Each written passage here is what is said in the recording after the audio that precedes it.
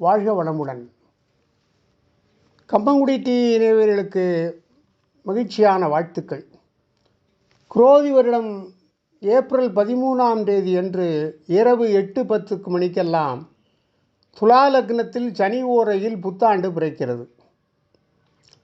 கும்பராசியில் சனியும் செவ்வாயும் சேர்ந்திருக்கிறார்கள். இந்த காலகட்டத்தில் புத்தாண்டு பிறக்கிறது. இந்த சமயத்தில் இந்த ஆண்டு முழுவதும் துலாம் ராசிக்காரர்களுக்கு எப்படிப்பட்ட பலன்கள் இருக்கும் என்று பார்ப்போம். வாழ்வில் சூட்சுமங்களை அறிந்தவர் நீங்கள். உங்கள் ராசியிலிருந்து 9ஆம் இடத்தில் சந்திரன் இருக்கிறார். குரோதி வருடம் பிறக்கிறது. மாறுபட்ட அணுகுமுறையால் முன்னேறுவீர்கள். அவநம்பிக்கைகளெல்லாம் நீங்கும். சாதிக்கும் எண்ணம் உங்களுக்கு வரும். பணவரவு திருப்திகரமாக இருக்கும். சமூகத்தில் பெரிய அந்தஸ்தில் இருப்பவர்களின் அறிமுகம் கிடைக்கும். ராஜதந்திரமாக சில முக்கிய முடிவுகள் எடுப்பீர்கள். புது பொறுப்புகளுக்கு தேர்ந்தெடுக்கப்படுவீர்கள். புதிதாக வீடு மனை வாங்கும் யோகம் கிடைக்கும். புத்தாண்டின் தொடக்கத்தில் ராசிநாதன் சுக்கிரன் உச்சம் பெற்று அமர்ந்திருக்கிறார். மகிழ்ச்சி உண்டாகும். நவீன சாதனங்கள் வாங்கலாம். எனினும் அவர் 6இல் மறைந்திருப்பதால் சளி தொந்தரவு, இருமல், வாகனப்பழுது, சிறு விபத்து, கணவன் மனைவிக்கு இடையே மனஸ்தாபம் எல்லாம் வந்து நீங்கும். ஆண்டு முழுக்க 5ஆம் இடத்தில் சனி அமர்ந்திருப்பதால் முடிவுகள் எடுப்பதில் தடுமாற்றம் இருக்கும். பிள்ளைகளிடம் தோழமையாக பழக வேண்டும். அவர்களின் நட்பு வட்டாரத்தை கண்காணிக்க வேண்டும். மகளின் திருமண விஷயத்தில் அவசரம் வேண்டாம். மகனின் உயர்கல்வி, உத்தியோகம் தொடர்பாக அதிகம் செலவு செய்து சிலரின் சிபாரிசை தேடுவீர்கள். கர்ப்பிணிகள் தொலைதூர பயணங்களை தவிர்ப்பது நல்லது. ஏப்ரல் 9ஆம் தேதி வரை குரு 7இல் அமர்ந்து உங்கள் ராசியை பார்க்கிறார். உங்களின் திறமைகள் வெளிப்படும். சுப நிகழ்ச்சிகள் கூடி வரும்.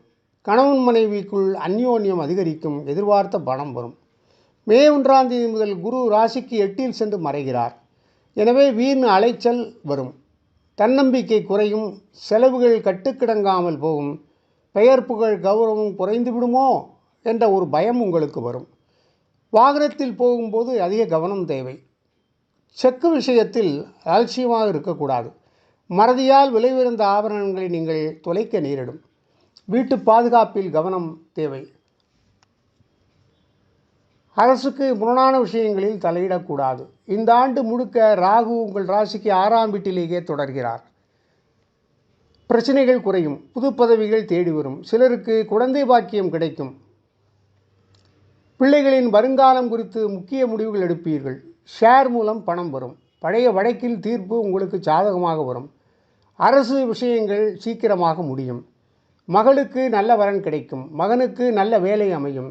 அயல்நாட்டில் இருக்கும் நண்பர்களால் ஆதாயமடைவீர்கள். கேது ராசிக்கு 12இல் மறைந்திருப்பதால் வாழ்வின் நெளிவு சுழிவுகளை கற்றுக்கொள்வீர்கள். திடீர் பயணங்கள், செலவுகள் எல்லாம் உங்களுக்கு ஏற்படும். தூக்கம் கெடும். 11/7/24 முதல் 26/8/24 வரை செவ்வாய் 8இல் மறைகிறார். சகோதரர்களால் நிம்மதி இழப்பீர்கள். எவருக்கும் வாக்குறுதி அளிக்க வேண்டாம். வீடுமனை வாங்கும்போது தாய்ப்பத்திரத்தை நீங்கள் சரிபார்க்க வேண்டும். வியாபாரத்தில் புது முதலீடுகள் செய்வீர்கள். பற்று வரவு உண்டாகும். சிலர் மக்கள் நடமாட்டம் அதிகம் உள்ள இடத்துக்கு கடையை மாற்றுவார்கள். புரோக்கர் வேலை, ஸ்பெக்குலேஷன் துறை, அழகு சாதன பொருட்கள், கம்ப்யூட்டர், உதிரி பாவங்கள் இவற்றால் லாபம் உண்டு. பங்குதாரர்கள் மத்தியில் மதிப்பு கூடும். உத்தியோகத்தில் உயரதிகாரிகளின் ராஜதந்திரத்தை தகர்ப்பீர்கள். எனினும் வேலை பளு அதிகரிக்கும். புது பதவிக்கு தேர்ந்தெடுக்கப்படுவீர்கள். சிலருக்கு அயல்நாடு தொடர்புடைய நிறுவனத்தில் வேலை கிடைக்கும். இடமாற்றம் விரும்பியபடி கிடைக்கும். மொத்தத்தில் இந்த புத்தாண்டு சிறு சிறு ஏமாற்றங்களை தந்தாலும் சாதனைகள் படைக்க தூண்டுகின்றதாக அமையும். நீங்கள் உங்கள் நன்மைகள் அதிகம் பெறுவதற்காக விபூதி விநாயகரை வணங்கி வாருங்கள். மனநிலை பாதிக்கப்பட்டவர்களுக்கெல்லாம் உதவி செய்யலாம். அன்னதானம் வழங்கலாம். இதன் மூலம் உங்களுக்கு மகிழ்ச்சி அதிகரிக்கும். நன்மைகள் பெருகும். வளம் வாழ்க்கையில் எல்லாம் பெறுவீர்கள். வாழ்க வளமுடன். ஓம் நமச்சிவாய.